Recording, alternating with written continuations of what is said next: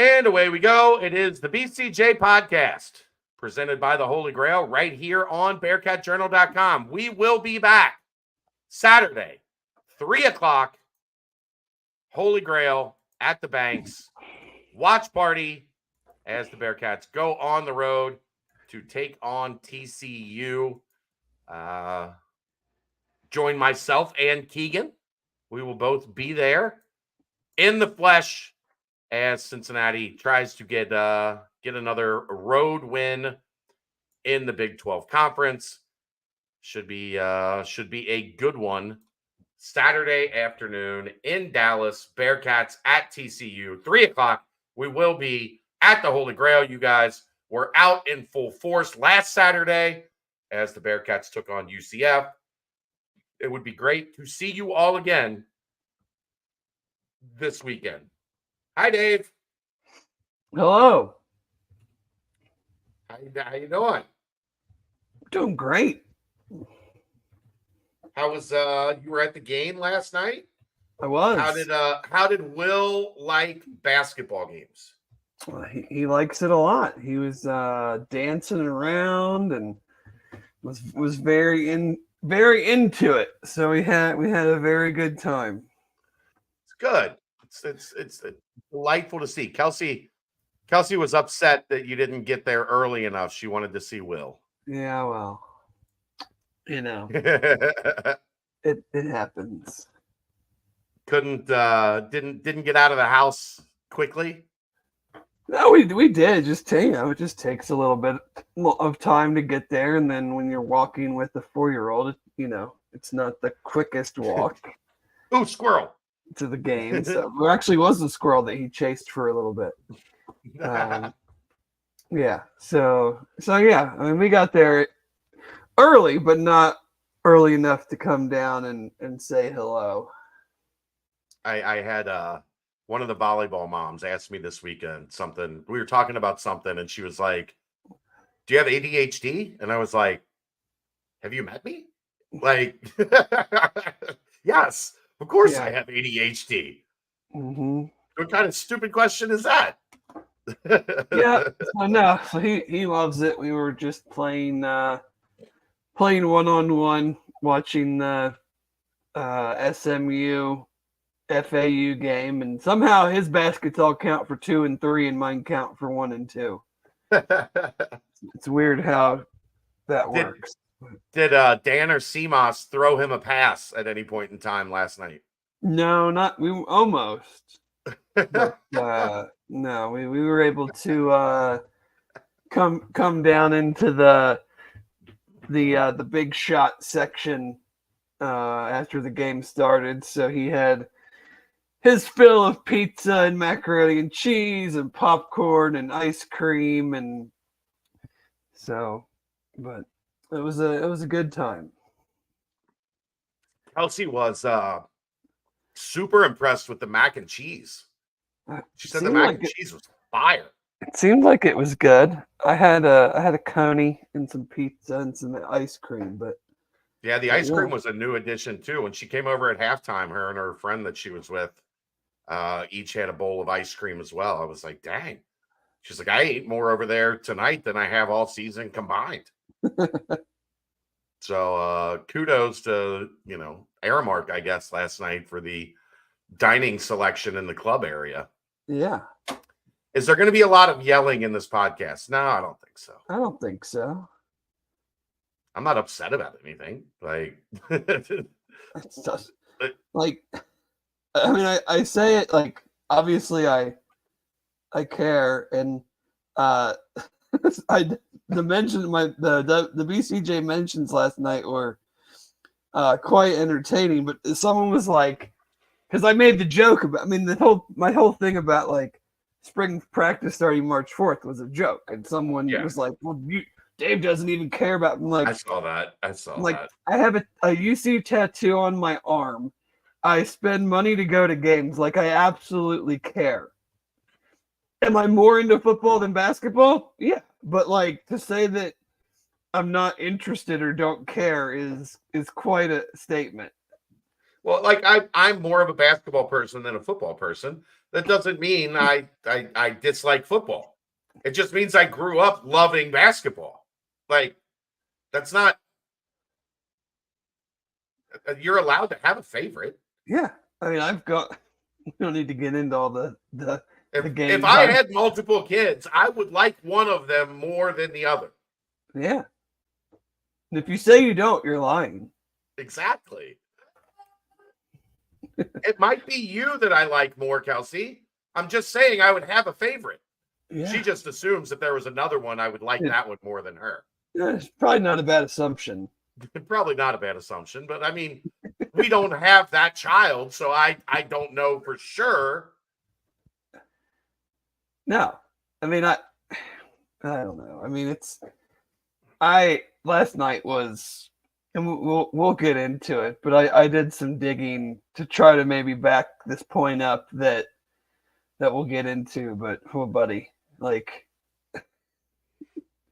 I can understand. Like, I think there's clearly a line that I think, fandom, fanatic, understanding it all, and I totally get anyone's frustration with what that was last night, but there's always a line that you just probably shouldn't cross. Like, and I think sometimes, I'm not going to say that I've never done it either, because I'm sure if you dug through however many years of tweets that I've fired off and been blocked by people and whatnot, that I'm sure I've said some things that I would look back and go, yeah, probably not necessary. But I mean, you have a passionate bunch of people that haven't been to the tournament for a while, and you kind of have your season it's in the Big 12. That's the good part about it, is it's to say it's over it's probably not an accurate statement, but at the same time, like, not far off. If you're not right, but if you're not going to be that Oklahoma State team at home, why would I have confidence that you're going to write this thing in the last 5 games and put yourself in a position to make the tournament? You also haven't won back-to-back games in conference play. You haven't won back-to-back games in 2024. Well, I mean, technically they have. No, the first one was in 2023. I know, but the second one was in 2024. So it's continuation. It's like, it's like they scored at the end of the first half, and then they got the ball to start the second half and scored again. So they technically made 2 straight baskets. Right. But you haven't won back-to-back games in this conference. The likelihood of you winning 4 out of 5, not great. It's not great. Not great, Bob. No. I mean, here's what it comes down to for me. The only thing you had to do coming into that game is respect the fact that Oklahoma State can get buckets. Do they do it consistently? No. Have they been like a juggernaut offensively all season? No. But we have talked about this with them, Aaron and I have, from the start of the basketball season. Like, yes, that team is young. Yes, that team is inexperienced. Yes, that team has a lot of flaws. But the one thing they can do at times is beat you with offense. Well, and so you had to come into that game knowing we have to defend them. If we defend them, they don't play good defense. We're going to be able to score.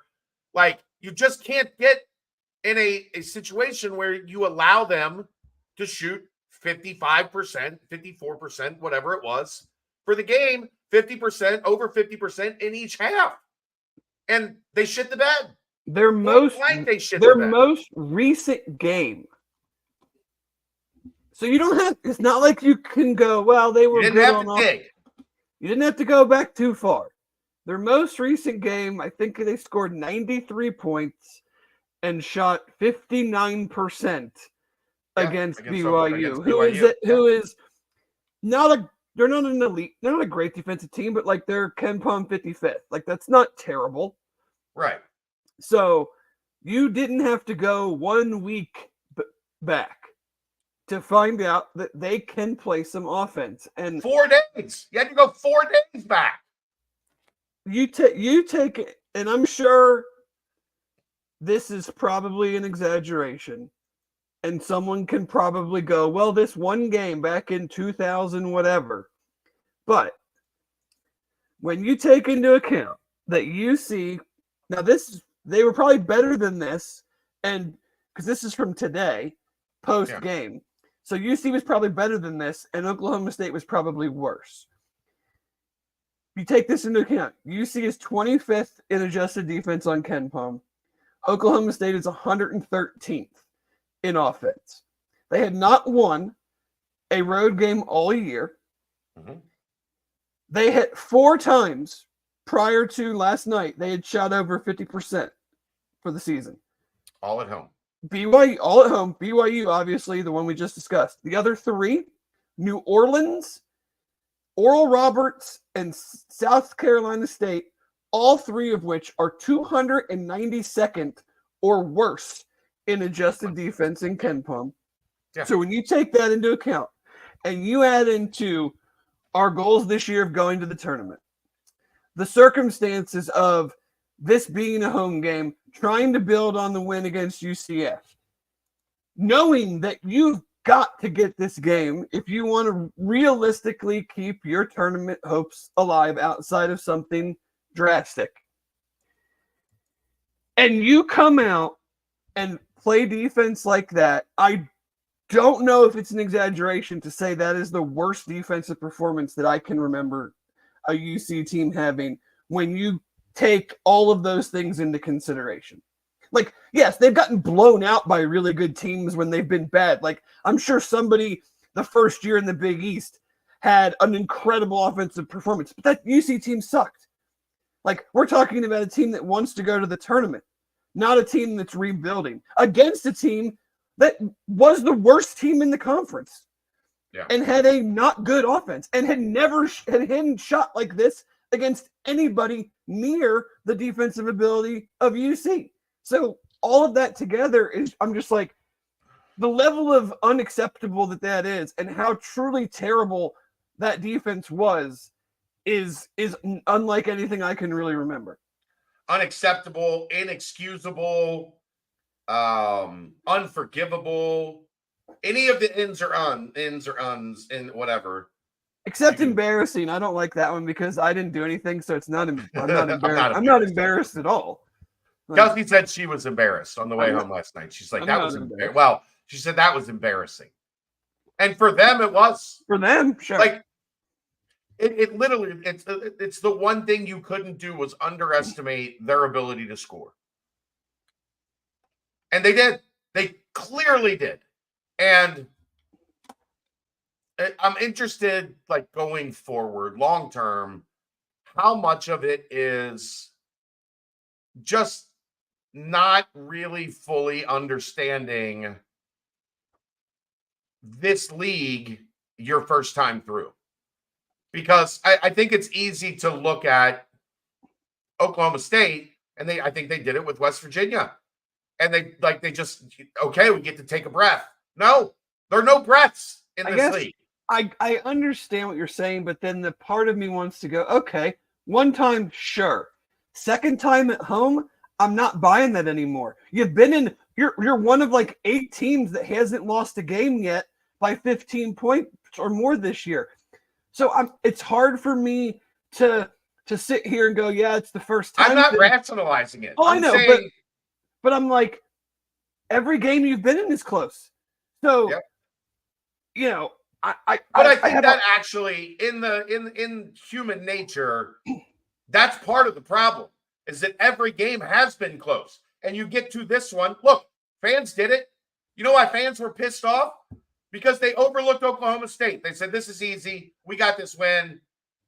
It's human nature. I agree, but human nature, but you also have to look at 13 conference data points and know that's not reality. And now, I'm going to tell you right now, that was not the conversation they were having in the hotel Tuesday night. Look, guys, if you look at the 13 data points. No, but I'm saying like I have a hard time with the like trying to get these guys to understand that it's a possession here, possession. That's been your whole effing season. Yeah. That's a November, December thing. Like if we're in almost March and we're still not understanding that all of these games are coming down to a possession, then like either you need some adjustments on the roster or you need some adjustments in the messaging, or maybe both. Like, yeah, I mean, I understand that not wanting to hear that from a fan perspective. I understand it. But in the heat of 2 games a week, every game is a bloodbath. Every game is coming down to the wire. Every game is tooth and nail. It is human nature to look at Oklahoma State the way that everybody looked at Oklahoma State and said, "We got this one. Like, yeah, we're good. We're gonna show up. We're gonna get this one. We're gonna move on." And then you play like shit. You get down. You get back. You go up. You're up 5 with 6 minutes to go. In fact, you're up 5 with 5 minutes to go. They're up 4 or 5 at 3 different points, I think, with under 10 minutes to go, and gave it almost instantly. Not even like almost instantly gave it up. Like got up 4, gave up 2 buckets. Got up 5, fouled a 3-point shooter, then gave up a bucket. Like just boom, gone. Yeah, I mean, and it Jizzle had the great run, and 6 points and an assist or 2. Bang, bang. He scored 2. He scored 2 buckets with the assist to Aziz in between. Yeah. And then he gives up 2 buckets back to back. Bang, bang. Right before the little 6-point thing, I wanted to. Just got cooked. I text Brent and I was like, as soon as that happened, and then he instantly did the little, put the guy drop the guy and everything, and I'm just like, it's part of the deal, I guess. I know that's been the discussion of him and his lack of playing time down the stretch, and I'm not really into the super micro of it, of like, that's not lineups and substitution patterns and things like that. That's not really my interest. Like, I think that's that's almost like play calling to me in football. Would I have liked to have seen him play a little bit more down the stretch, like not go basically the rest of the game without playing? Sure. But there are numerous examples, some of them have been posted on Twitter, of them isolating him and just working. That's the problem. That's the problem. It wasn't. Everybody's been hitting me up today. Like, I posted that he played 14 minutes. He scored 10 points and he was minus 11. That is, in 13 minutes, that is damn near impossible. Right. And everybody hit me back with like, well, who else was on the floor with them? Like, just watch. It doesn't matter. They were going right at him. Yeah. Now, I will say that it's hard for me to square that he's like a step off defensively, just speaking last night, not any other night. Yeah. But like squaring he's just not quite there defensively, when guess what? Neither were the other 11 guys or 10 guys or whatever last night. Which is fair. So, and that's not me saying like he should have like stayed in the whole rest of the game, because that's not realistic either. Like, guys do get tired. They're not robots. Like, if you want them to play good defense and good offense, they're not going to be the primary ball handler and play like 10 minutes in a row.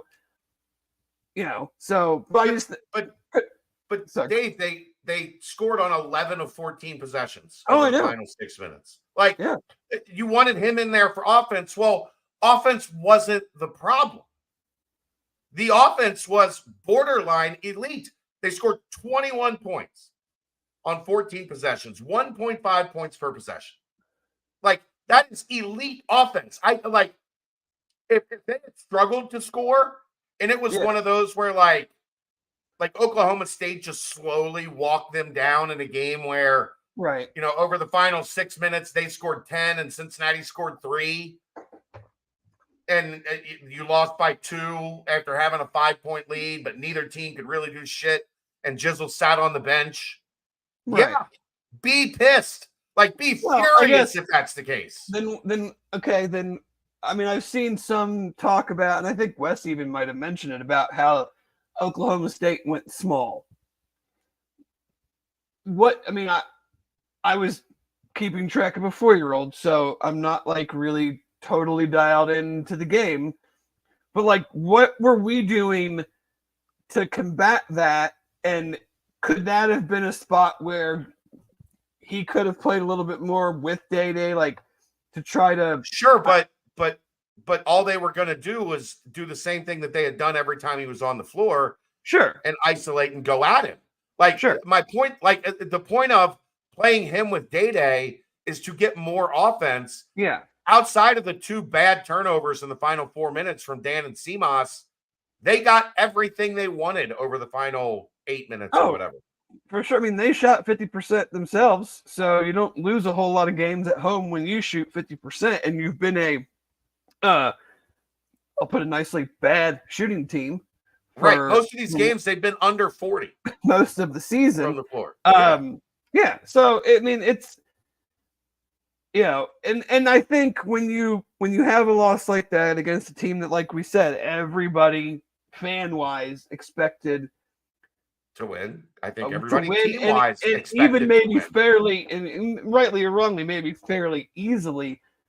That's when you end up getting the true dissection of some of the stuff I've seen today. Like at the 12-17 mark in the first half, we took out these 4 guys and put in our 4 worst defenders, and they went on an 8-0 run. Like that stuff to me, I'm not like that. This doesn't interest me to discuss. I feel like you're just talking in circles.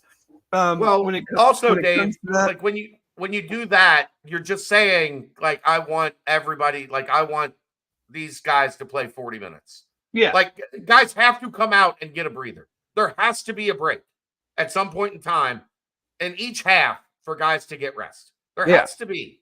Now, I do think, I noticed, I think one time last night, I think we get kind of, I don't know, because Wes still has held true to playing, a lot more bench than a lot of teams do. I think sometimes we do get into these weird circumstances where either the lineup is predominantly defensive oriented or predominantly offensive oriented, where I'm not sure how you necessarily. I mean, I'm sure coaches would understand better than myself. Well, but like there were a couple times last night where I'm like, man, I'm not sure I would have had Day and Dan out at the same time, and because like who's like scoring, who's initiating offense with this group. There, even with the good shooting last night, I felt like there was a lot of standing around. I know a lot of people have said that. I didn't sense that as much, and I'm paying attention to try to to figure out what people are talking about when they bring that up. Like they were still running predominantly their offense. They were, but I think it just sometimes, especially, I think I noticed it more in the second half, probably before that, before kind of the end, which the end got into more of like a back and forth. The last 7-8 minutes was more of an up tempo back and forth until the free throw shooting at the very end. But I think, and I think that's a catch-22 maybe of wanting to play more of your bench. I think if you want to get guys in, then you got to get them in somehow. And sometimes maybe the lineups don't necessarily, here's part of the problem as you'd love to have. Here's part of the problem, I think, that you're kind of getting at. All of your best defensive players are in the starting lineup. So when you go to your bench, it's Jizzle, not a great defensive player. Right. CJ, not a great defensive player. Josh, who has proven to be a strong defender. and Jamil, not a good defensive player. So you're playing a 9-man rotation. Your bench is almost all offense. Right. So if you're going to sub your bench, you're taking out your strongest defenders, which I think there does maybe need to be some consideration of like, we cannot have Day and like, John off the floor at the same time. You can't have like wholesale line changes. You know, not with this unit. I think like not with this team. I think with some teams you can. Sure, but I'm saying like this particular one, like this team, yeah. You can't just we just went through it. Your bench is predominantly all offense. You can't have like a three-man sub at the 14-minute mark or something. Yeah. No, I understand that. But the thing is, though, it still just comes back to me. It just comes back to last night, specifically defense. But I mean, it's still the set. Like I've never seen a team that can be in all of these games while still like every game doing at least one thing like ridiculously terrible. Like, obviously last night the defense was ridiculously terrible. In the first half, the turnovers were absurd. Like Hey, Geoff, you want to do me a favor? Or Aaron, if you're bored. This would take a lot of clicking, so I don't want to really actually ask anybody to do this. I wonder how many times, especially in Big 12 play, they didn't turn it over on their first possession. It almost feels auto-fucking-matic that they turn the ball over on their first possession every time. Well, yeah. Every time. Does it not feel like that? Am I stupid for feeling like that? Of course. It does feel like that. No, I said it certainly feels like that. First possession, it's almost always like one possession, one turnover. Here we go. Yeah, and I know if you go by social media, which is not a thing that you should do. Look, obviously last night. I had a delightful discourse on social media today. I didn't argue with anybody. We had a quality conversation about the numbers that I was putting up. I ignored the idiots. Excellent. Congratulations. It was delightful. I felt good about myself after that today. Growth. Yeah.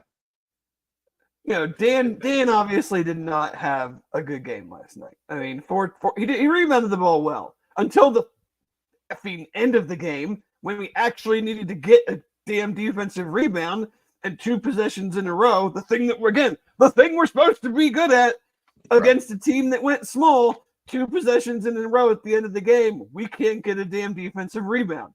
But I mean, he did not have a great game. Obviously, 4 turnovers. The one that, and you and I talked about this a little earlier, and it's kind of a what are you going to do about it type of situation. Who else are you going to put in? But like Simas in the last 10 has a negative assist to turnover ratio and is averaging just about 2.5 turnovers a game. And a dude that has to have the ball in his hands that much and initiate the offense makes a lot, it seems like, especially lately, head scratching passing decisions.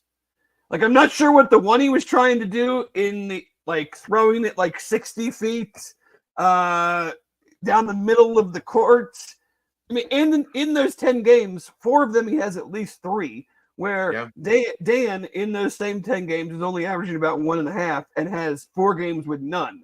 Now, obviously, he's not handling the ball the same amount. He's not facilitating. Right. But and the other thing is, Dave, Dan didn't come here to pass. He's maybe he can be the next Kyle Washington.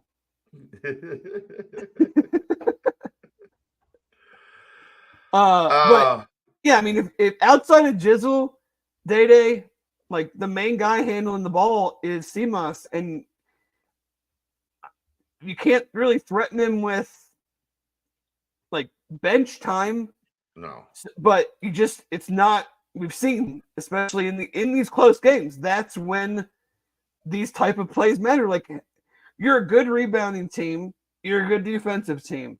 In all these close games, like, what would the score be if you just cut down on a few of the turnovers? And he's kind of out of, probably out of his element a bit, having to handle They're asking him to do too much. I don't facilitate think that as much as he is. But that's still, like, there's still turnovers inside of those that have nothing to do with, like, what the defense is doing. Like, he needs to kind of try to rein it back in a little bit in some of those instances. Yeah. All right, here we go, Dave. 8 times. 8 times in 13 games.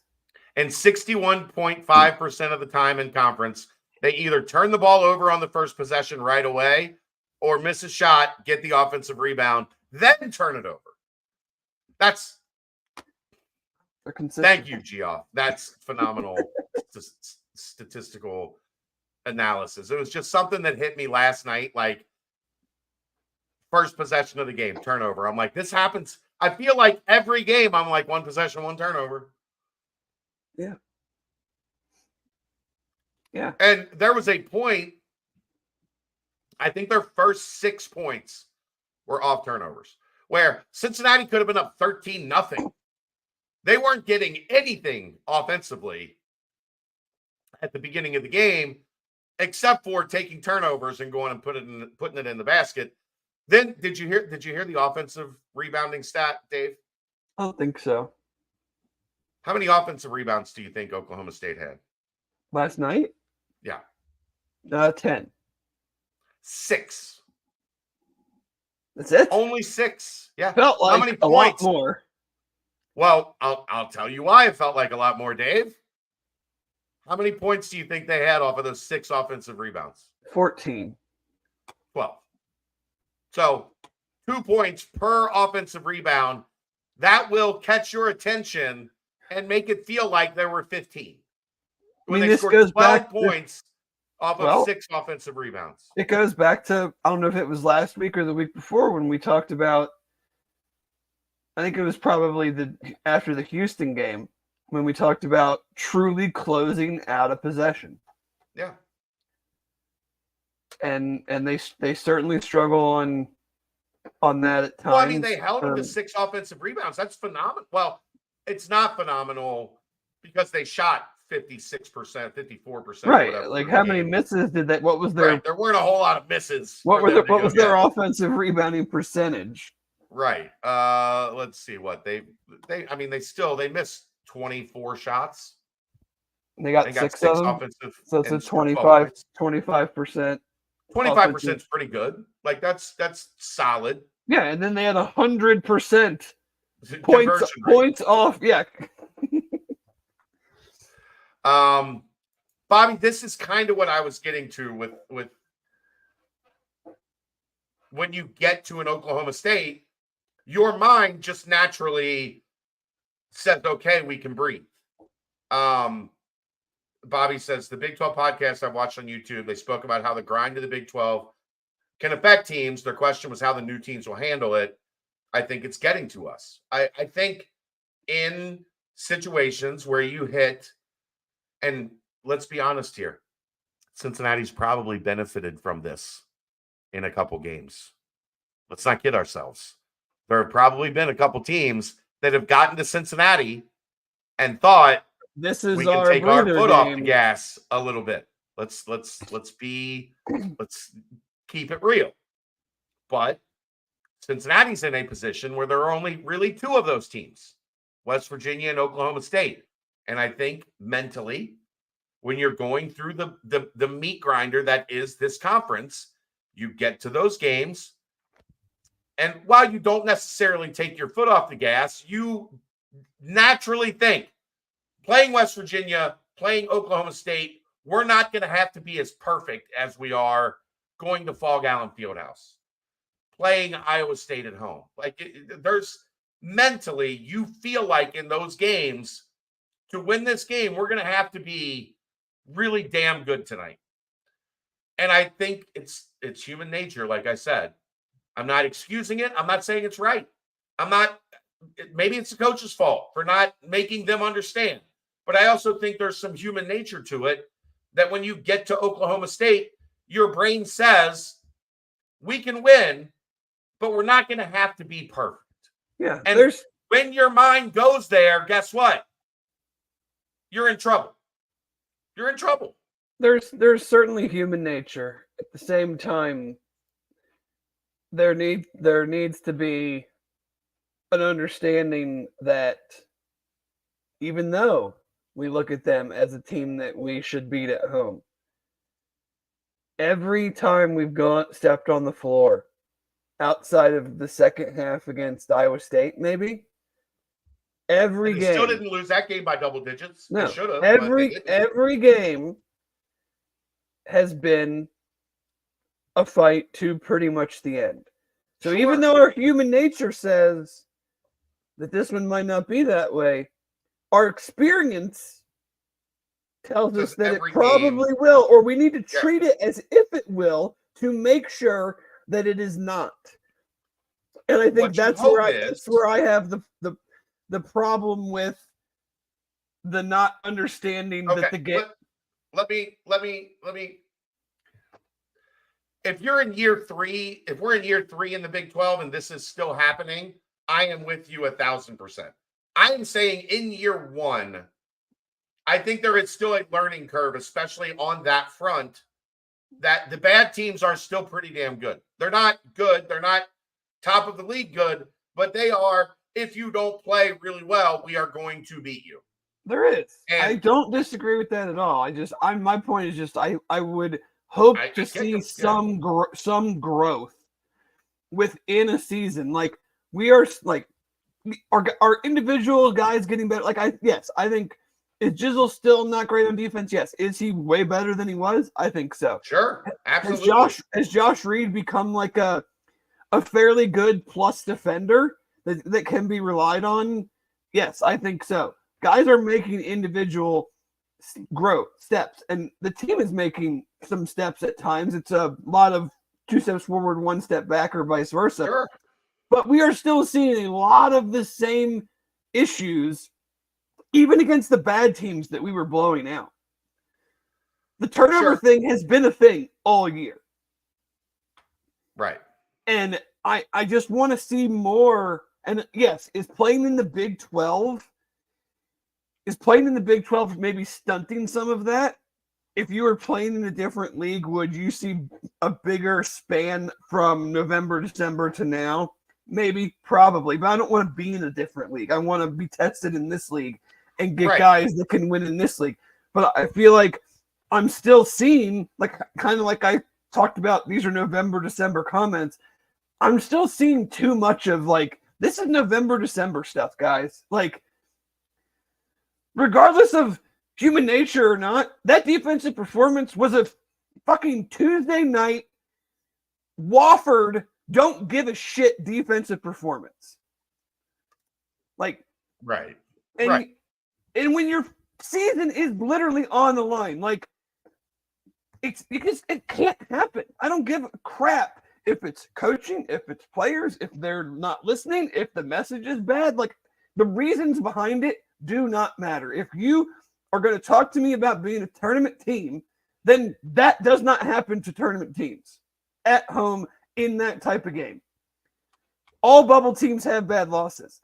But I bet when we find out who makes the tournament at the end of the year, I'll be hard-pressed to probably find one of those last teams that made the tournament had a home loss against a team that has not been good on offense all year, who that team is good on defense, and lost the game in their last 6 that they had to have. Right.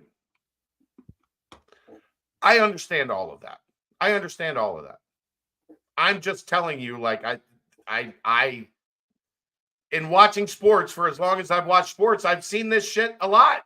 Oh, sure. I mean, Purdue lost to Fairleigh Dickinson last year. I mean, yes, it is not out of the realm of Purdue just lost to Ohio State that fired their coach. Yes, I'm sidebar. I'm very excited to bet whoever Purdue plays in the first round again this year. What, in the past 3 years, they've lost to 13, 15, and 16? I think that's what that is. That's actually really impressive. I think that's what it is. The last 3 years, they've lost to a 13, a 15, and a 16 seed. Yeah, but I mean, you just I don't know. There's no. I can't. I don't think I can. I don't think I can put it, any other way than we kind of already have. I mean, Yeah. I don't understand the losing at home thing either. I don't either. Like, here's the thing for me, and you can disagree with me if you want. I think the only thing that's been different between home and road is they just haven't hit shots late. Like they haven't had that combination of getting stops and making one more shot or whatever. We haven't seen that as much at home as we have seen. Well, no, because all the games are close and they're winning the ones where they make the shot, and it just so happens that play or plays is happening. But like I've seen people say like they don't play with as much energy at home, or they're like I don't see it. You have an energy meter. You can tell like from your TV. I did on defense last night. The energy meter was low. But I'm saying like fans from your TV, you can tell how the energy they're given at Texas Tech versus last night. No, I mean it's the same game every game, except for Iowa State. It's the same game every game. It's a totally random staff, but they are last in the Big 12 in home wins in Big 12 play. Like nobody has less than 3 except for them. Right. It's not like they've been bad at home. They just can't get over the hump at home. It's so weird. It doesn't make any I don't know. Some of it is game control. I mean, some of it clearly is they're too often they're playing from behind. That wasn't the case necessarily. I mean, they did play from behind in the final 2-3 minutes or whatever, but like it feels like they're always trying to catch up. And then sometimes they get across the finish line, and sometimes like they fall flat on their face with the tape is out, and instead of crossing it, they just like fall down. Well, I mean, like we said earlier, I mean, how many times in the last 10 minutes did they have 2 possession leads? That if you get one stop, 3. Just like you said it, they scored on whatever it was, 75-80% of their possessions down the stretch. Like, so basically 11 of 14. 11 of 14 possessions. So if you get points. One stop, you're probably scoring. So you're up 6 or 7. Yeah. But they couldn't get that one stop. And not only could they not get that one stop, they would give up back-to-back scores to then the game. Or they if you go back to what was essentially the dagger. Let me get to it real quick. So Aziz gets the and 1 to go up 2. They leave Eric Daly Jr. They were playing small. He's like 6'5", 6'6". They're playing him at the 5. I think he's made 3 threes in Big 12 play. They leave him wide open at the top of the key. He bangs it. So they go up 1. And then you have the turnover by Dan.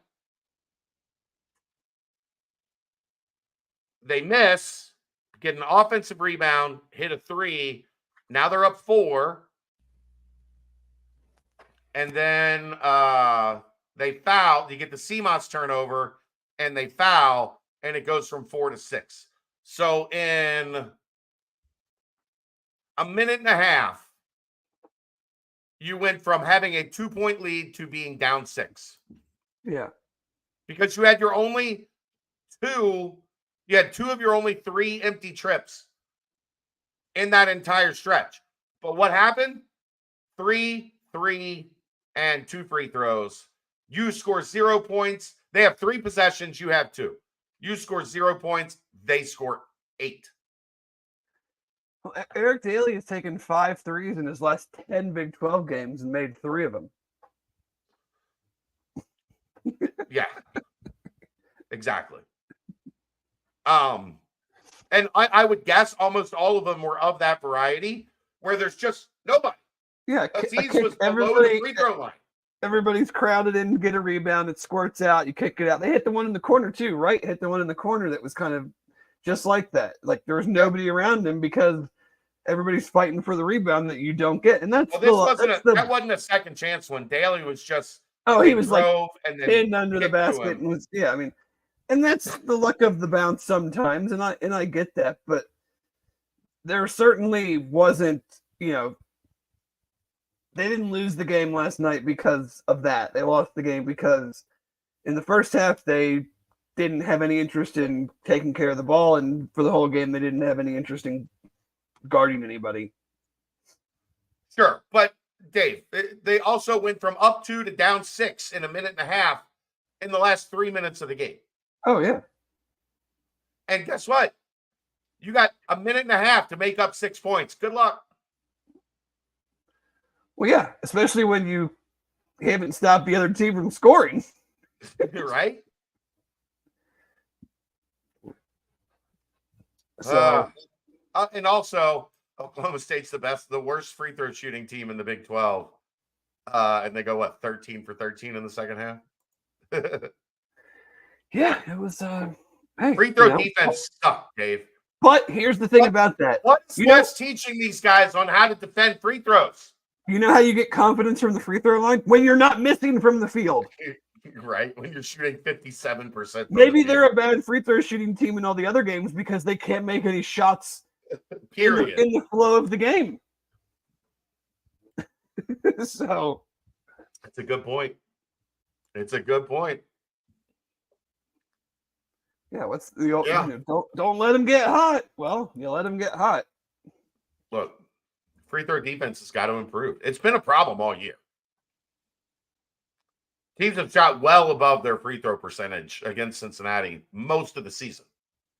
Most of the conference season, at least. What is Wes teaching these guys on how to defend free throws? What do they do in practice, Dave? Do they not defend free throws in practice? I mean, if you're not defending free throws in practice, what are you even doing? What are you doing? Exactly. I don't know. TCU Saturday worries me. Well, I mean, but not like I think I have a fear they get smacked Saturday in Dallas. A fear. Not that I am banking on it, but you're playing a team that is still on the bubble. They're not in yet. I mean, they're probably going to be in, but they still have to finish strong. Yeah, they can't lose their last 5 games. They did not play well here, I don't think, and I give Cincinnati credit for that. I thought Cincinnati defended them well here. They lost, and you're going there kind of wounded. If they pull it, like if they go back to back with like West Virginia, and then they go to Texas Tech and like somehow manage to beat Texas Tech, and then run it back and do the same thing against them, I'll be surprised. Against TCU, I'll be surprised. I mean, their wins in the last 6 games are West Virginia at home and at Kansas State. So like they're kind of playing as a bubble-ish, 7, 8, 9. What did we talk about last week? Seed right now. You're considered a bubble team for a reason. So could they go in there and win? Sure. But it's again, it's hard for me to put any faith in that after not saying that they can't turn around and have a great defensive effort. I mean, I'm sure they can. Yeah. But are they gonna shoot 50% on the road? I mean, they've shown they can win road games shooting 38. So right, but you're gonna have to play a lot better defensively. I mean, they still TCU still creates some matchup issues, especially with TCU has 5 career 1,000-point scorers on the floor pretty much at all times. So especially with their 2 guards, Lord, as I want to call him, Lord Tennyson, Well, you and can shoot it. Jameer Nelson Jr. That's where you get into the, you have John on Emmanuel Miller, you have Dede on, I guess, probably Jameer Nelson. But then that's where we kind of get into the like, okay, who's guarding Micah Peavy, who's guarding Tennyson, right? Like they just give you some looks that you don't have necessarily the greatest matchups, but yeah. What I do think is advantageous. I would love for them to win just so I could hear Jamie Dixon complain some more. That was an interesting press conference. He wouldn't take the bait at all. He was very upset. They thought they had a win, Dave. They thought they were coming. And cried They had just had the best week in the country, and they were coming in here thinking, we can take our foot off the gas a little bit. They had the win if they didn't miss a free throw at the end. Sometimes that happens, Dave. Mm-hmm. They played good free throw defense. Credit to Wes. For once. When it counted, they played good free throw defense. I don't want to go too far off on this tangent, but I'm gonna a little. Okay. This notion that Wes can't coach or whatever it is, that people are mad. They lost. I get it. I asked you this question. I've asked a couple people, both connected to UC and around the Big 12, this question today. 13 games. How many games has Cincinnati had the best player? Yeah, I would say 2. 2 was the basic consensus. They had the best player in both of the UCF games. I was also, what's that? I was saying, let's be real. I mean, we like a lot of what Jizzle has shown. We like pieces of what guys have shown, but this is clearly a team with Big 12 talent. The core of the roster was not recruited to the Big 12. Right. So you don't have in your first year, you're not gonna walk into a new conference just like a football team is not, just like back when the basketball team and the football team entered the Big East. They didn't have Big East players. They had some guys that became very good Big East players, or younger guys that were recruited to the Big East, just like the younger guys on this team and the transfers were recruited to the Big 12. But you don't have third-year guys, fourth-year guys that were recruited to that and have had a chance to grow and mature inside of that. Right. So I had somebody say they think if the argument is Javon Small is Oklahoma State's best player, I might argue it's Brandon Garrison. But if the argument is Javon Small is their best player, if you inserted him on Cincinnati's team, would he be the best player? I think the answer is probably no. Yeah. He's a really good player, but I don't think he would be the best player on Cincinnati's team. No, I think he'd be one of the top 1 or 2. But to say we're talking about substantially, we're talking about the best player is Emmanuel Miller, the best player is Shed, the best player Kevin is McCullough. Hunter Dickinson, or Kevin McCullough or Johnny Furphy. Kansas has a couple. The best player for Texas Tech, Pop Isaacs. Although he's broken. I think Cincinnati broke him. He has not been the same since they played Cincinnati. I thought he had a good game the other night when they beat TCU. He had points. He had points the other night. But that's what he's there for, points. Yeah, but boy, he had 4 or 5 threes that were just rhythm wide open, and he was nowhere close. Like side of the backboard, like nowhere Yeah. close. Anyhow, there's not many games where Cincinnati, the other one, Oklahoma, I think it's close. Like I think Oklahoma is similar to Cincinnati in that they've got a bunch of good Big 12 players, but they don't have like that top of the roster guy. Mm-hmm. If that's what your team is, and you're in every game, and you're down to the wire in 90% of them, that doesn't happen if your coach can't coach. Right. That's when the margins get right exposed, and taking last night out because last night was a defensive thing. In these other games, it's when you're playing in this new league.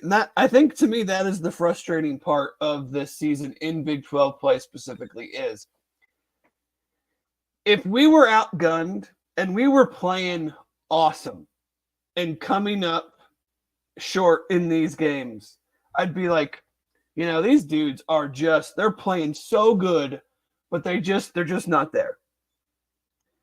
The frustrating part is that they're not playing so good and they're right there.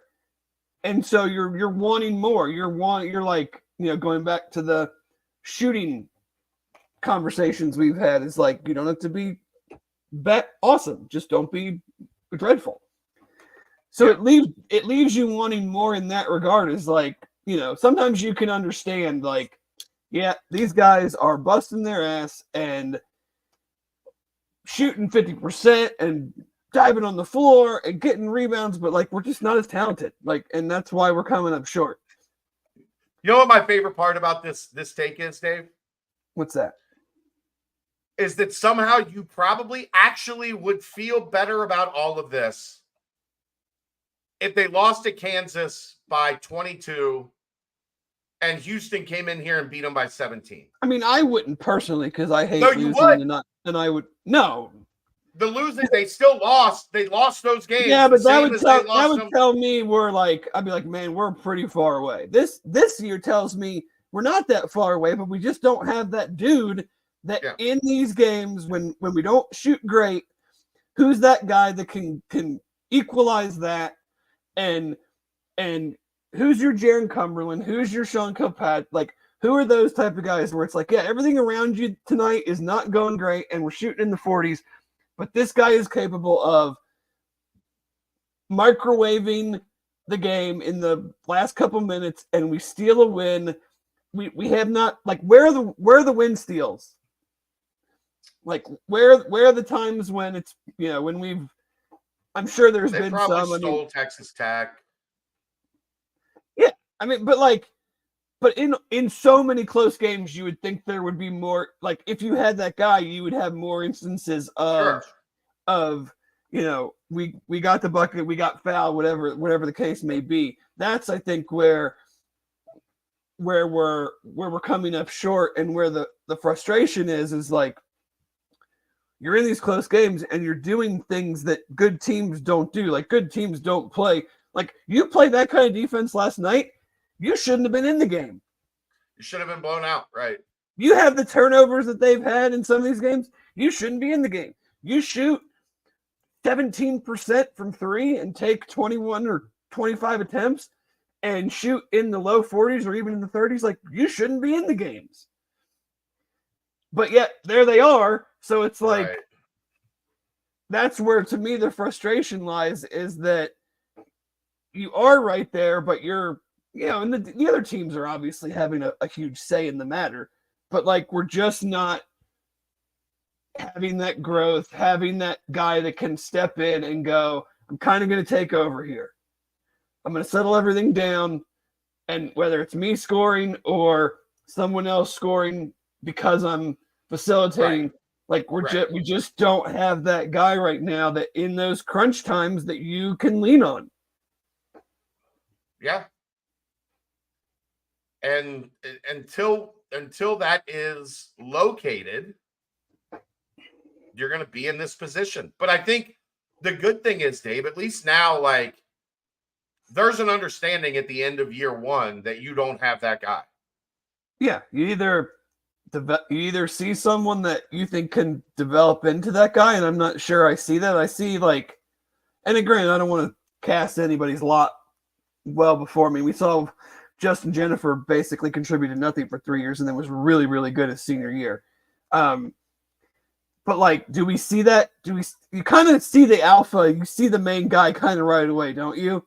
Even if he's not in that role, you kind of see the markings and the mentality. And I'm not sure outside of maybe Jizzle, I don't know if I really see that in anybody that's like going to be on the team for 2-3 more years.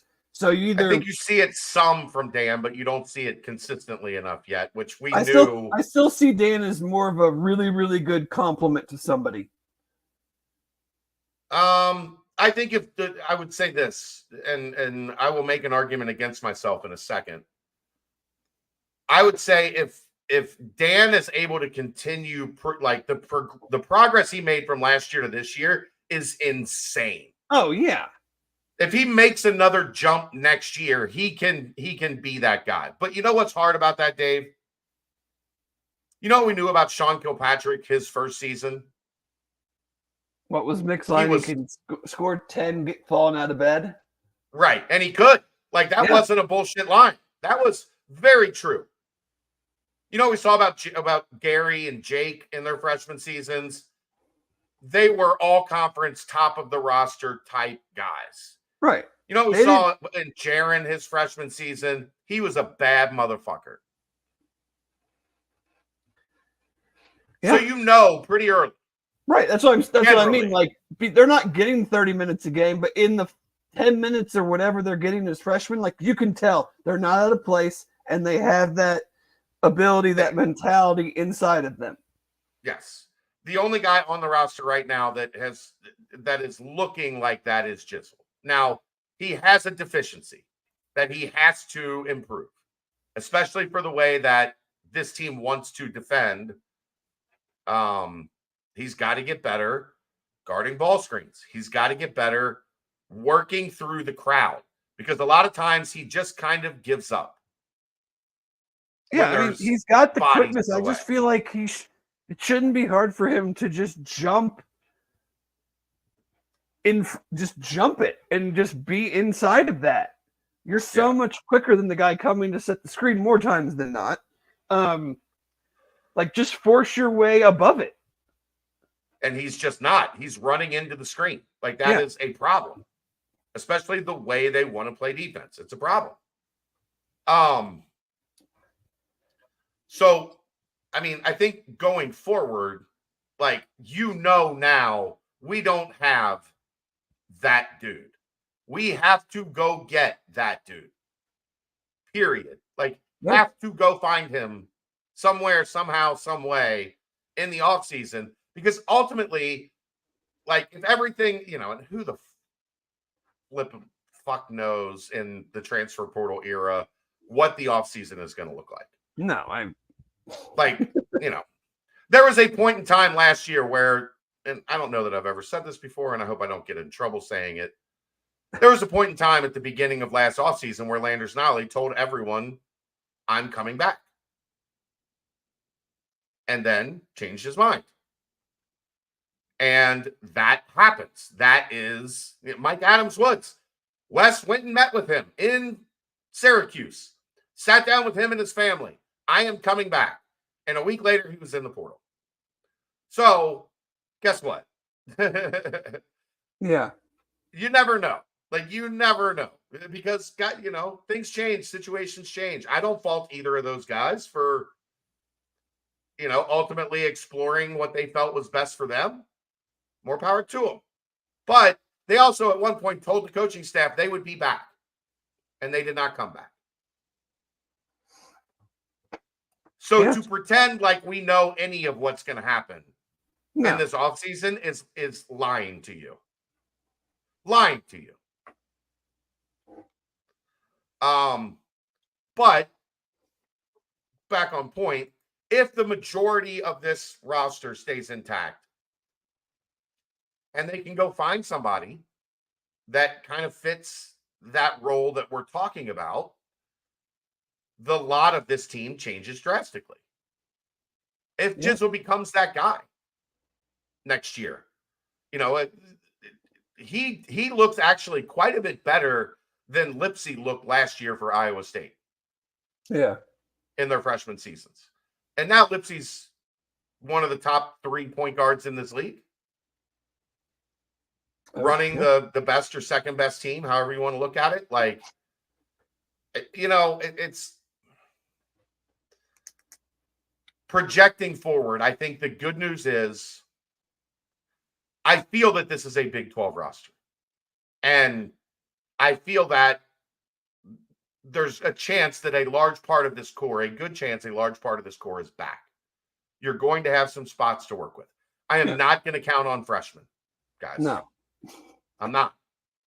I won't even truly count on sophomores unless they're like unless they've shown me that they're really good. Like, who are the awesome young guys in the Big 12 this year? Jacoby Walter. Well, he's a top 5 NBA pick. So when we start getting those, you can start counting on them. You asked me, I gave you a name, Dave. I know. And I also had an immediate response. Last night, I think that we saw what's going to be an all-conference player in this league. Yeah. Brandon Garrison. I like Brandon Garrison. Who was a McDonald's All-American. Yeah. But I mean, Johnny you get Murphy. my point. Like, he's going to be a lottery pick. He's not coming back to Kansas next year. Right. The NBA draft this year stinks. That dude is going to go in the lottery. Yes. Or very close to it, if not to a good team that is going to be very happy to have him.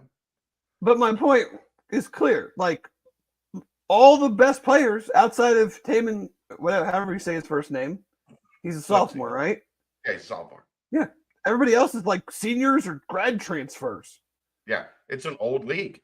It's an old, veteran, tough. So I'm supposed to count on freshmen and even sophomores to write all of the things we just spent an hour talking about and going on the road and being in these meat grinders. Like, I'm going to count on freshman and sophomore next year to fix that. Good luck. Good luck with it. You got any more on basketball? Not really. No. All right. We are going to timestamp. Oops, I pulled up the wrong one. We are not timestamping Quick Paper Supply, Dave. We are timestamping Turtles Brew Zero Cook shit. I'm flustered right now. Zero what? Zero. You got zero sugar, zero carbs, gluten-free, 6% ABV. It's a bourbon-infused sweet tea. They have cherry lime, raspberry peach, orange vanilla, lemonade tea, and strawberry mint. There's over 100 locations now in Ohio. Visit turtlesbrew.com for more information and location. As always, a portion of the proceeds go to save the sea turtles. I don't know how we fully want to do this, Dave, but we're gonna have to really start ramping up spring football because that is in a week and a half. Yeah. Oh no, a week and a half. Yeah, Monday the 4th. So this is we'll talk UC football. That is brought to you by Team Ticker. Team Ticker is the one-of-a-kind sports sign for Bearcat fans. It's a high-tech retro display that provides daily updates of the latest news, stats, schedules, much more. No subscription required. If you're looking to be scared out of your pants in your office when the women's team tip off and you weren't thinking directly about it at that point in time, it plays the fight song when games start. So if you're looking for the perfect addition to your man cave, your dorm room, a gift for that special Bearcats fan, go to teamticker.com Pick up your team ticker today at checkout. If you want $50 off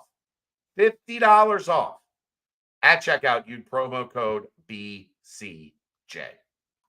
They need a Tennessee one, so you get that horn right at the beginning of Rocky Top. That'll make you jump out of your chair. The best is the dogs don't know what to think. Like the dogs every time are usually right here next to me in the office, and that thing just starts playing the fight song, and they both jump up and they're looking at me like, Dad, what is that? Yeah. What did you do and why?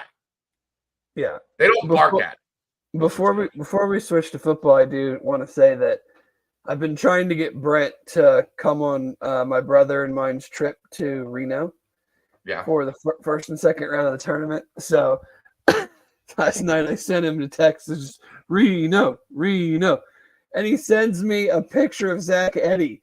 Apparently he's going to be covering the Boilermakers or something, or following the Boilermakers. I'm like, what? You're not going to come to Reno and bet on games because you're going to go watch them lose in the first weekend? The first thing this morning, I sent it to him again. Sounds like a trip right up his alley, and he's going to skip out on it to go watch Purdue get beat. Boring ass Purdue. So spring football it's almost here, Dave. We're gonna have a bunch of content between now and the 4th, kind of getting you ready for it, and then I think we're gonna save some. They'll have 3 practices. They're all non-padded. You have to go through an acclimation period, and then there's spring break. So we're not gonna pile on everything right at the start of spring, because I'm gonna be honest with you, Dave. I don't know much about this team at this point. They need to have a media meet and greet. Hi. I mean, I know all the names. Yeah, but you got to be able to put the face with the name, and I'm going to wear number 27, and I play defensive back. And but a lot of it is especially on defense. I think on offense, if you wanted me to give you a 2 deep on offense, I'd be pretty good. Pretty good. Defense, I don't know. I genuinely don't know. Well, you have so many new players plus a new scheme. You have no idea what to expect. Plus, I mean, I think there's a very, very real possibility, Dave, that there's a bunch of guys that were at the top of the depth chart when spring starts that are battling to stay on the 2 deep when spring ends. Maybe not that wild, but with so much unknown, there's got to be some situations where, okay, we think this is our best guy, and then practice starts and it's not your best guy. Yeah. Are Keegan and I going to Kansas City for the basketball tournament? Keegan, probably, me, no. I've got way too much volleyball dad responsibility to. Yeah, that's a hard trip for single mom or dad life. I'm gonna go to Kansas City for 5 days in the middle of the week, honey. While you're in school, and I'm gonna put that on somebody else to be responsible for getting you up and getting you to school. I don't have to wake her up; she's up every morning. But you know what I mean? That's not. It's not fun. No. Spring game 2023 fooled me into thinking our QB situation would be okay. That's the hard part about the spring, right? What did that actually tell us? It actually told us that the secondary was a disaster. But I'm sure we said, and I wasn't there. I was volleyball dadding, so I missed the spring game last year. I should be there this year. I don't think I have a schedule conflict. But I'm sure we said at the time, we don't know how much of that is this and how much of it is the secondary. But there's a lot of illusions when you're practicing against yourself, Dave, that we have to sort through. It's not as easy as it sounds. This job Sometimes this job is hard, Dave. Well, I mean, think of though how good we have that we can actually go and watch pretty much every one. Like how do you take anything out of the spring at some of these schools where the media is allowed to watch like the first 10 or 15 minutes of like how do you possibly it's usually stretching? You can watch them stretch and that's it. Yeah. So you're just like pretty much guessing or relying on someone that is inside to give you honest and honest trust feedback that they're not giving you that you're actually then allowed to make public. Yeah. So but yeah, I mean the schedule kind of stinks for me. We'll see how many I'll be able to get to, but because I mean obviously there's a lot to watch and a lot to learn and I like the football. Combine starts Monday. No, you like it better than basketball, Dave. Why do you hate basketball? I don't know. I just hate it. I hate it. Dave hates basketball. Yeah. I think looking at my schedule,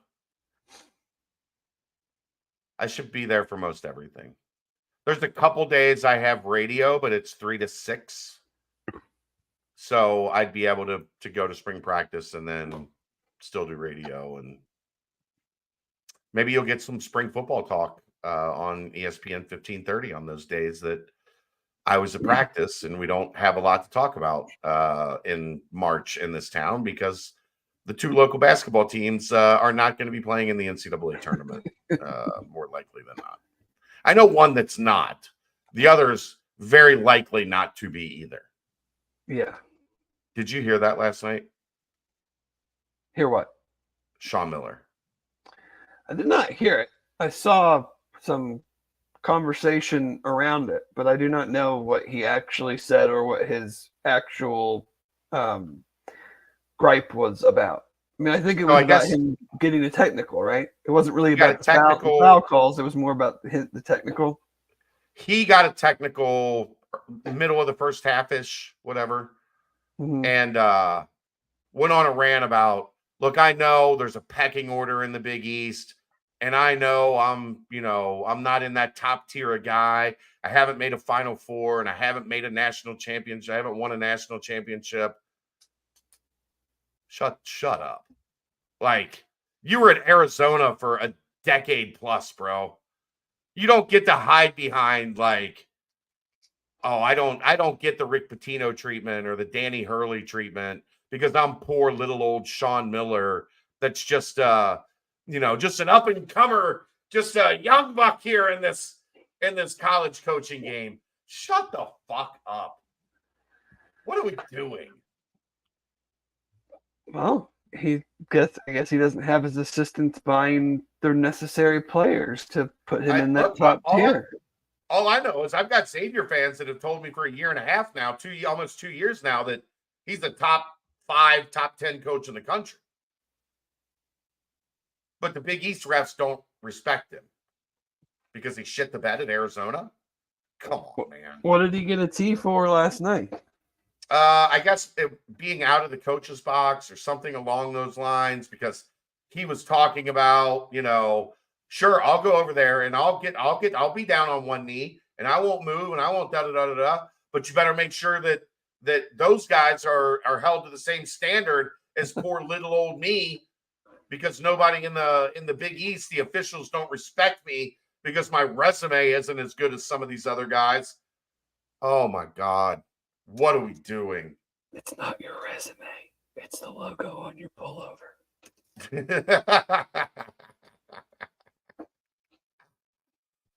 No comment. Back to football. I mean, I guess what, like, the easiest thing to talk about from kind of a preview standpoint would be offense for tonight. I don't want to spend... We're going to have a lot of basketball to talk about next week anyway. I don't think we have a whole show to dedicate to the spring. So I want to, get a little bit of a preview going as we head in. And I think offense is probably. Well, when's our game? When's the next basketball game after Saturday? Tuesday at Houston. Tuesday. Oh, we got the Saturday, Tuesday turnaround double road game. Yeah. They're staying. Yeah, they're staying in Texas. What's the spread on that Houston game gonna be? They just for context, Dave. They haven't played a game closer than 15 points. I know. So if it's going to be less than 15, then no, probably not. We'll see. If the line was 9.5 for Iowa State, yeah, it's true. What's it gonna be when It's true. 5, maybe 6 and 8, 5 and 9 Cincinnati comes rolling into town? Yeah. But yeah. So we'll have a Houston Tuesday game to talk about on next Wednesday. Then after that, we'll have 2 spring practices under our belt. Yeah, getting to football, I would say offensively, I want the thing that I would taking quarterback out, because that's always going to be number one unless you have a certified starter. I'm interested to see how the running back stuff goes behind Corey. How does Evan Pryor look? How does Deuce Williams look? Is there anybody else involved there? Because we know what Corey is. We have a good understanding of what the offensive line is from the run game standpoint. I'm not sure you're going to take a ton in the pass protection, because the quarterback is never going to be well, I shouldn't say never. 95% of the time in the actual practices, the quarterback will never be live. So, how much the running back is also very rarely live. Oh yeah, it's a lot of thud and right. blown dead, where you have to kind of say that guy was not really in position. That would not have been a tackle there, or that would have been a tackle, vice versa. But I guess that would be my thing, and kind of the running backs, and kind of who maybe is someone to watch as a threat on the outside besides Xavier Henderson. Yeah, because I think that's a huge unknown. So that would kind of be my 2 main things offensively. Team-wise, I'm going to be interested to hearing from you just the overall vibe, the overall size, the overall height, weight, speed type of thing. I mean, it's the off season. Everybody is getting faster, stronger, and is really bought in. So I take all of that stuff with a grain of salt, but come 2 weeks, we'll have a much clearer understanding of if that is lip service or if that is actually true. To your point, it's going to be important to look at the new guys and see how they stack up in the look test. Because I've said a bunch of times as we went through last season, other than UCF in person, Baylor was the only team that kind of looked like UC. Kansas, Iowa State, Oklahoma, obviously. Oklahoma State. Yeah. Those teams looked well. I didn't see Oklahoma State, but I didn't see. I'm talking about on the field, at Nippert Stadium, watching Iowa State, Kansas, and Oklahoma come out. I'm usually in that spot, right? An hour and a half before kickoff, where those guys are walking past me, and it with all 3 of those teams, it was just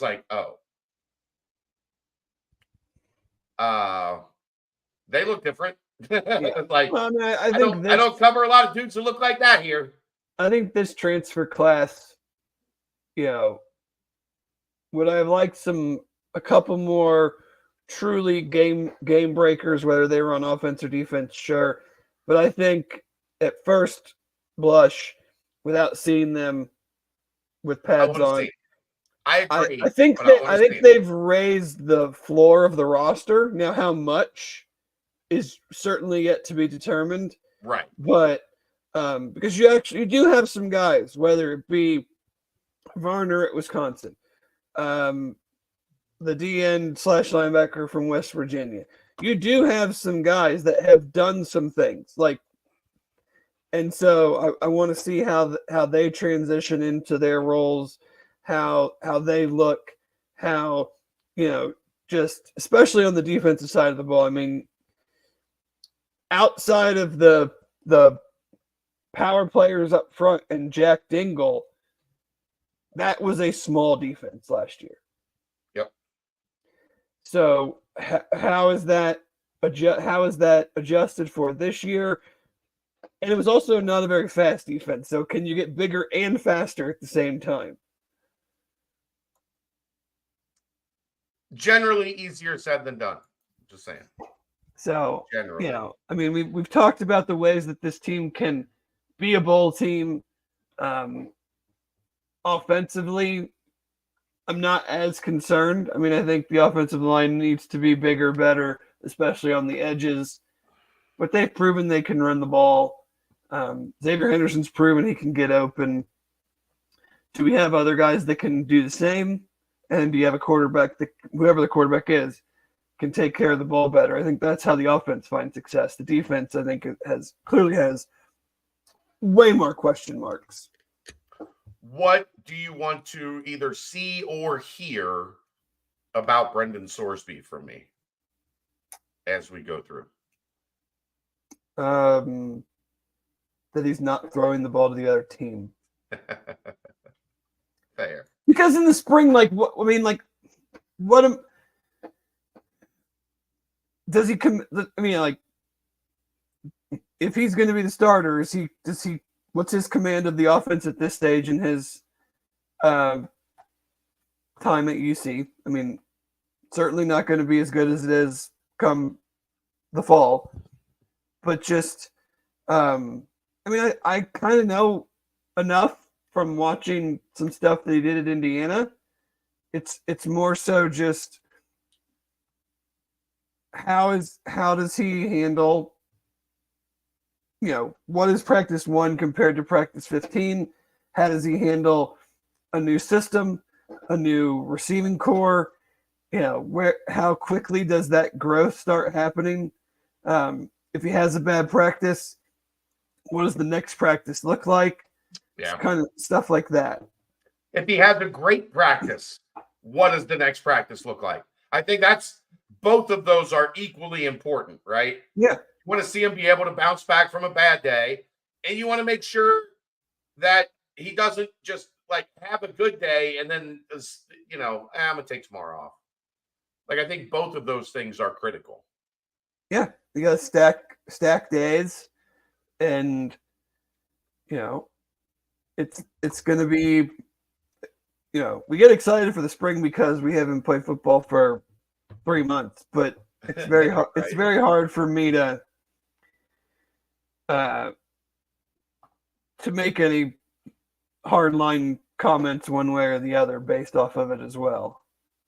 It's sure, much of it is install. There's no game planning. You're not necessarily trying to beat the defense. You're trying to learn plays to a point that you could run them in your sleep. You're not really concerned about what the defense is doing. You're more concerned about how good you're doing what you're supposed to do. And a play you call might not be the play you would call in an actual game, but you're not really concerned about that. Yeah, I mean, a lot of the stuff you learn from the spring is more one-on-one wide receiver DB drills. Oh yeah. One-on-one O-line, D-line, technique stuff. And, you learn a lot more about that stuff than you do, a lot of 11-on-11 in for these sure windows. Excited to hear about the true freshmen. Yeah, sure. Yeah, there's a If bunch there's of a them. lot of if there's a lot of true freshmen on the field this year.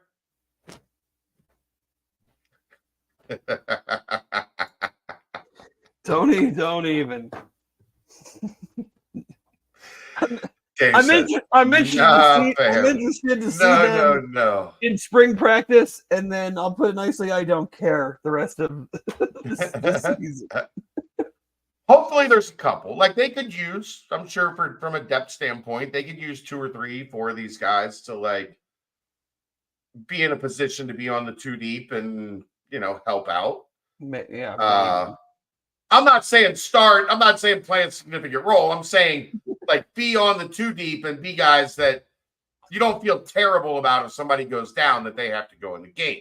No. Now the whether it's a true sophomore or redshirt sophomore, that's the group I'm more. Those guys better be littering the 2 deep, or we're gonna maybe have some problems. Unless the transfers are really good and they take a lot of those positions, but Randy, I think the problem is we don't know if they have a speed wide receiver to open up the field because they. Never mind. I don't want to get into it. I don't want to talk about it. Yeah. Tony Johnson. Oh, well, there is one freshman that I'm very excited to see because I do actually think he's going to play this year and play a lot, and that is Dakari Anderson. Okay. He's taking over my Will Pauling future Ring of Honor player. I will be pretty surprised if he's not. I won't say major, but I will be pretty surprised if he's not a contributor this year. Like a special teams contributor? No, like 15 to 30 catches this season guy. Okay. I think the slot is going to be very difficult to get on the field. I think he's that dude. I think he's 4th in line at slot wide receiver. I think by the end of spring he'll be 1. 1.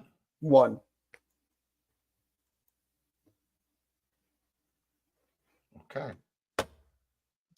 Did you go up to Michigan this weekend? Like, no, I haven't been there in a while. I think he's good, man. I think I'm not doubting that I think he's good. I'm saying Barry Jackson, Aaron Turner. That's what I was asking if he went to Michigan this week. Barry Jackson maybe, but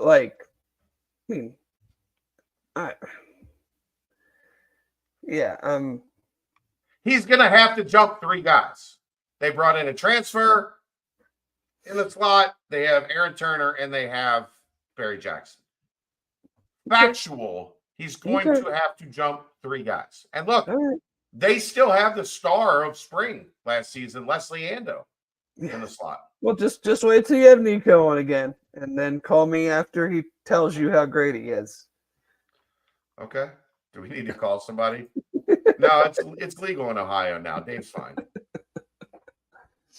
Hey, you want takes? Like there's that's a take. It's certainly a take. There's a take. I mean, I'm kind of being proven right about my Will Pauling take. I mean, he was by far and away Wisconsin's best receiver this year. Yeah, Will Pauling was gonna be good here, no matter what. Hot take, Dave. Not really. No, do not. No. No. Offensive line. I mean, I need to see them improve pass blocking. Yeah. The pass blocking was a problem last year, to say the least. Were they good run blocking? Yes. Do I have confidence in them run blocking? Yes. Do I need to see that unit be better pass blocking? Absolutely. A lot better. Significantly better. So that has to happen. Do we need to see? I think here's the important, maybe the most important offensive line conversation through the spring and into camp. Are there any young guys that are ready to step in to those backup tackle spots? It's a huge question. I mean, they did not add anybody in the portal. So you can say, yeah, we're straight along the line with our starting five, but how many times? And they were, I mean, I don't know, you don't want to call it whatever, but like, pretty sure all those guys made pretty much every possible snap last year. I mean, am I missing someone that didn't start every game? Sorry, Kelsey was talking to me. No, you're fine. The O-line started every game. Yeah. So, like, is that a realistic thing to expect 2 years in a row? And if it's not, who are your backups? Right. They're certainly untested. Right. So, do you feel confident about any? I need to see and hear some confidence in their backup. Right. Especially. Yeah. Especially. I think they're okay inside. I think there's enough guys that if they have to ship between Tingastal and Wilder, like I think there's enough inside. Yeah. That, like, you know, if there are depth issues, they can be adequately addressed. Outside, we don't know. We have no clue. Wilder played some tackle, but at the same time, like, the tackles weren't great, and they never made a change. Well, they worked him in some, but that's what I mean. Like, and he never owned it. So yeah, right. And so I only mention his name because I think if something happened inside, he would be a guy that's name would be in the mix. Oh yeah, to move inside and plug a hole, so to speak. Yeah. I think that's important. And then tight end. Is Joe Royer, Ryan's cousin? He's not Ryan's cousin. Calm down, everybody. Is Joe Royer ready to be a number one tight end? What does Joey Belgian look like coming off of an ACL injury? Peyton Singletary, is he ready to take a step? Like, you have three options, but do you really feel great about any of them? Devin Zaharsky. I do. I have heard his name mentioned as a guy that could be a little bit in the mix. But but again, what are you truly gonna? Yeah, I make the Dakari Anderson comment just because I think he's really good, but I'm also being probably a little over my skis on it. But wide receiver is, when we see it in the NFL, it's not really any different in college. Like, you can come in as a wide receiver and make some level of an impact as a young player. Yeah. Tight end is much more difficult unless you're like a true split out, practically a wide receiver, which he is not, which Kevin Grover is not. So it's like, I would say the thing with both of them though, Dave, they look good. Like, oh yeah, they look the part way more than most freshman tight ends look coming in. Mm-hmm. For sure. Are they going to be ready year one? I don't know, but long term, at least they are. Let's just get in 13 personnel and just bludgeon some people. Just 3 tight ends. Just run it down your throat. Royer's a big dude. Both the young tight ends are big dudes. Bring in an extra lineman. Like, come get some. Except they want to run sideways. This way and not this way. Well, they want to run that way and then that way. Right. This way and then that way. So yeah, I mean, offense, this really isn't too difficult offensively. Like, we know for the most part what they have. We'll see how good they can be and how that works as we move through the offseason.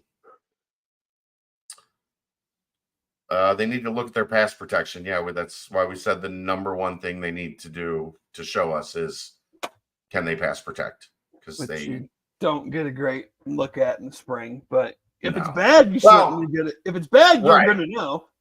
Right. If Brandon Sorsby or whoever is standing back there snaps the ball 1-2 and just throws it What'd you into say? the ground. What'd you say, Tommy? Huh? What? Huh? What'd you say, Tommy? Tommy. Did you just call him Brandon Sorsby? Brendan Sorsby? Is it Brendan? Brandon. Yeah. Oh, well. Brandon K gonna be good for us on Saturday. That's why I called you Tommy. Oh. Because poor Brendan K just had his name changed. By the coach.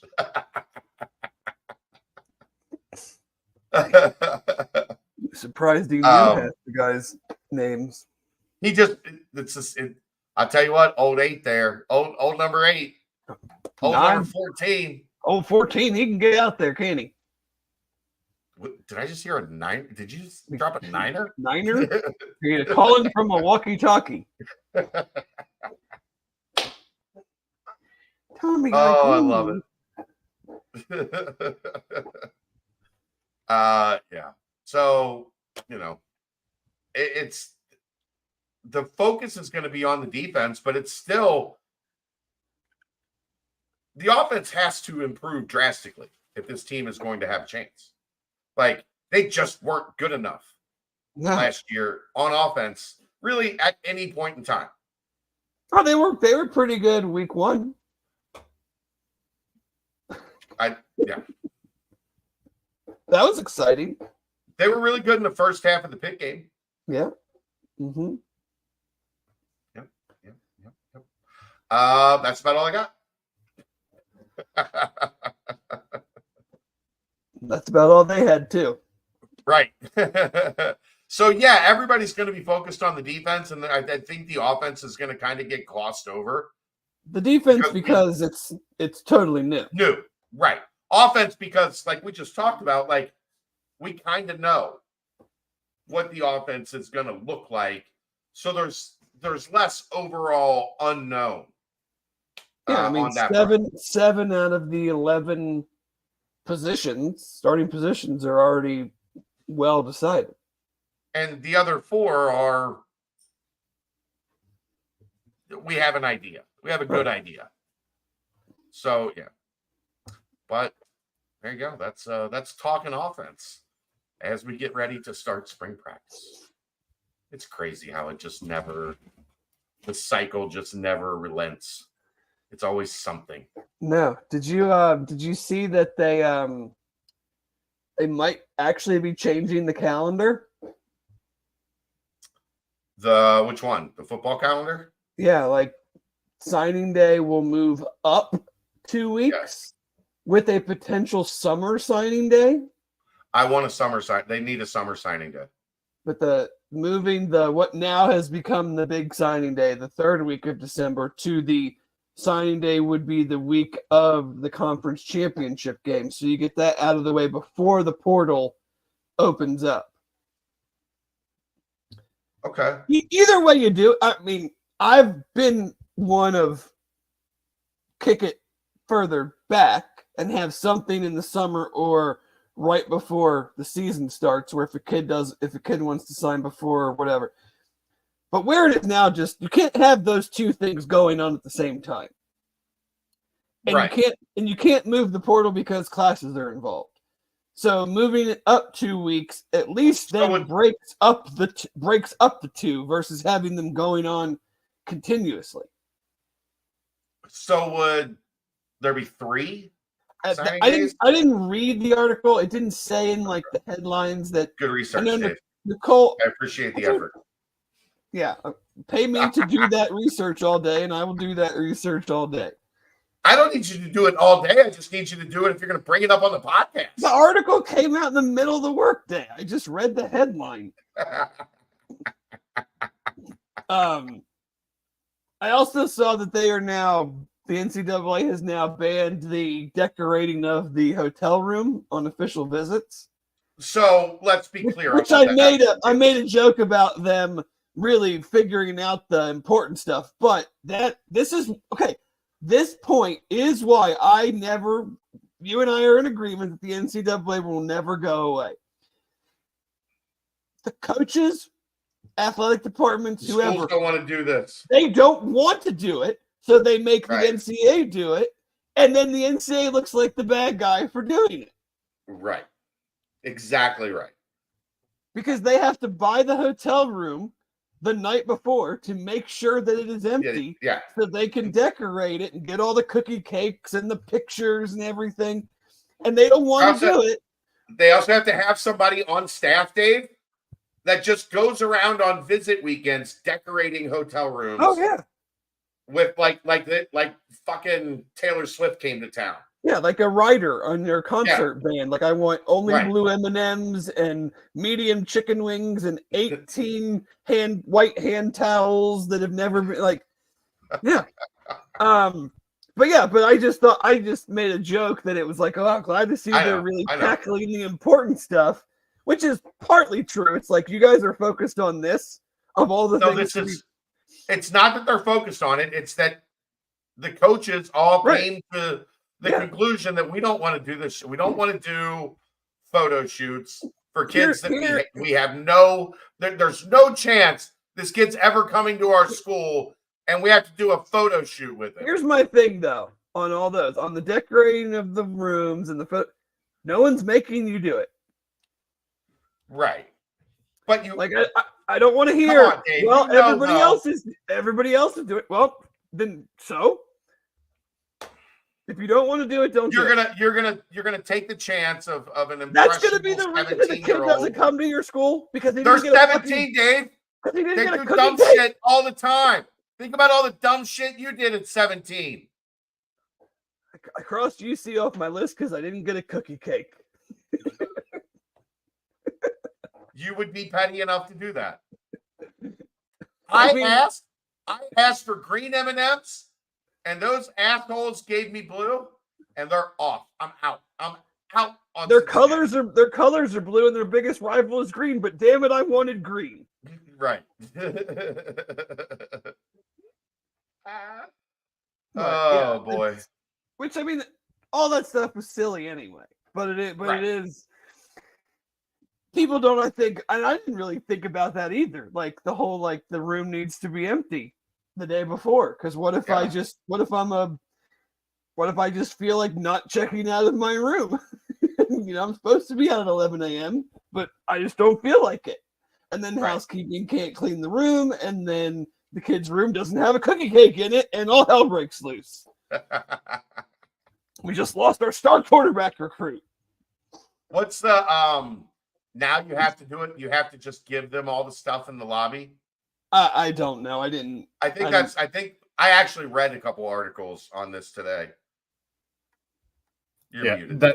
That's what you have to do now. Yes. It's so dumb, but yes. Yeah, you have to give them their they're gonna get those carts and they're just gonna fill the cart with shit and make the kid push it to his own room for his visit. Oh no, I'm sure at Tennessee some Vol hostess will push it to his room for him and then hang around for a minute or two. I'm not talking about that part of the process. Nope. No, sir. Not on this podcast. You got anything else? No, I don't think so. All right. Oh, the playoff is expanding. Or potentially expanding. Even though it hasn't yet actually expanded, we might expand some more. It hasn't even happened. These motherfuckers are just going to, I'm just going to basically turn into an NFL fan because once the college basketball tournament expands, like they're literally going to screw up perfect. And, I know this is going to be sacrilege. If the college basketball tournament expands, it's not going to bother me. It's going to be an extra day of watching basketball, and I'm going to watch it. Yeah, probably. I'm absolutely going to watch it. If you weren't good enough to make the tournament now, They are changing it for very selfish reasons. I don't care. Right. If I get another 2 days of college basketball, I'm okay. Now, I might bitch during those 2 days. These games suck because the teams aren't any good. But I'm still going to watch it. So I don't care. What's happening in college football is hilarious. Hilarious. They can't even get the one playoff off the ground, and they're already talking about how do we expand it. When, for how many years were they trying not to even have a damn playoff? And now they haven't even had a playoff yet, and they're already talking about that we need to make it bigger because we're not getting. We need to make it bigger so that we can guarantee more of us get in, and more of you are left out. That's the thing. They're going to expand the basketball tournament because they know that they can't just kick out the AQs because then they would be in court. So now they'll just expand it to make sure that all of their teams get in and their coaches can say they made the tournament and don't fire me even though I went 17 and 15. And here's the best part. You know why they're doing that? Because they're tired of having to pay $15 million buyouts for coaches that didn't make the tournament and they had to fire. Who's going to be the hot coach now that you made the tournament and you went to the Sweet 16 even though your team actually stunk and then you won 3 games and then you get hired in a major job and 2 years later everybody's like, oh, maybe we shouldn't have done that. That's legitimately one of the conversations going around in college basketball circles is one of the largest reasons that they want expansion, why they're insistent. The SEC and the Big Ten are insistent on expanding the college basketball tournament is because they keep having to fire coaches that they have guaranteed 10, 15, $20 million, and they didn't make the tournament, so now they got to fire them. So now they just want to expand the tournament so those guys get in the tournament. But guess what? If you make the NCAA tournament and you're 18 and 14, your fan base is still going to want to fire your ass. Yep. Especially when you lose in the first round as a 19 seed. Right. That is exactly correct, sir. But, one of the things I try to always do here, and I know you love doing it too, we're going to tell you the truth when we talk about stuff like this. It's happening for reasons. The reasons it's happening in football is because the SEC and the Big Ten want to make sure they have 4 teams each in that tournament every year. And right now they're talking about 14. I think ultimately they end at 16 to make the numbers a little more palpable for everybody, not the SEC and the Big Ten. But what the SEC and the Big Ten believe is 14-team tournament. We each get 4. Yeah. We each get 4. So 8 of the 14. And then you have some combination of auto bids for the ACC, the Big 12, and the G5. So 8, 9, 10, 11. Notre Dame. No, Notre Dame, I think, is probably going to have to figure out a way to be in one of those 3 auto at large. No, they sacrificed getting the home game to basically anytime in the 12-team format. Why would it change it with more spots? Because there's not more spots. That's where they're right. There's less at larges. There's not right. There's more teams, but there's not more slots because the SEC and the Big Ten are taking all them motherfuckers. Just a reminder that Division III has had a 16-team tournament for God knows how long, and everything seems to have worked fine for them. But yet Division I can't figure it out. And doesn't FCS have a 16-team? Oh yeah, everybody does. So that's the shell game that's going on. So there's going to be essentially 3 at-large spots if they go to 14. That's why I think ultimately they're going to settle on 16 because then you give 5 at-large spots. You can give 1 to Notre Dame if they're in the top 16. You can guarantee them that they'll qualify. Then there'll be 4. But guess what? The Big Ten and the SEC believe fully that even with 4 automatic qualifiers, they're going to get a chunk of those 4 or 5 spots. And they're going to make sure that it's likely that they do if it's possible. Oh, yeah. Is what it is. Just, pay attention so that you know what's actually happening is all I would warn you. But again, make it 32 teams in football. I don't care. I'll watch the games. I don't care. Like, it doesn't. There are so many college basketball teams, Dave, that there's going to be 100 in the NCAA tournament. Okay, I don't care. I'll watch. Yeah. It doesn't outrage me. And I get your point. Like, it's perfect. I could do away with the 4. Even with the first 4, it doesn't really it doesn't. You still bother have me. I watch. You still have You still have the weekends. Like, as long as it doesn't screw up. Like, I can understand if you wanted to have a first 4 that fed each of the 4 regions. Right. But if you start going to where you now need a whole nother weekend, I'm not going to be as interested. I still don't care. I'm just going to be I just watch these bad teams beat the crap out of each other on a Wednesday night in February. They don't need to be in a tournament to try to win the national championship. Right. I get it. I mean, just imagine when we get our first 22 seed in the Final Four. Well, I mean, Purdue's got to lose to somebody. I think that's a good stopping point. I think we're good. We will see you next Wednesday. Like I said, we'll try to decipher through some defense as we get ready for spring practice next week. And